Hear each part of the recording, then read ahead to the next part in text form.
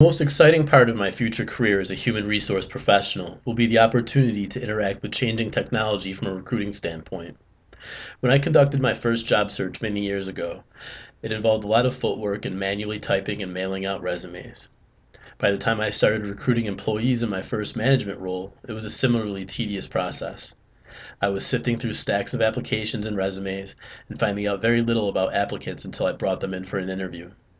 Sometimes I would get someone in front of me, and only then would I learn that they just weren't a great fit for any number of reasons that weren't evident based on an application alone.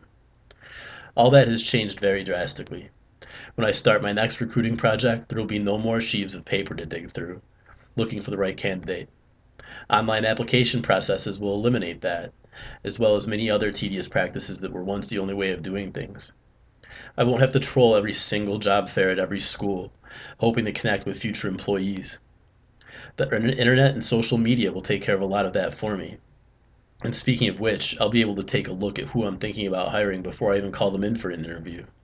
Thanks to Facebook, LinkedIn, and any number of other avenues, I'll be able to get a much better sense of who I'm dealing with than if I only had a physical resume to look at. Of course, there are some pitfalls for relying too heavily on social media for recruiting.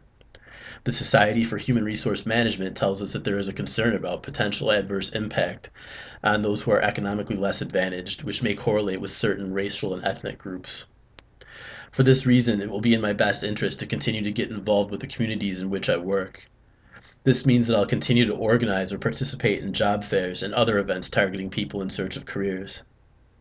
This way, I'll be able to ensure that every demographic is reached whenever possible, and I'll still be able to keep in touch with the human aspects of recruiting and take advantage of in-person networking opportunities. It's never going to be an easy job to find and select the perfect candidate for every job that I'm staffing, but thanks to advancements in technology, my odds of being successful will be much better.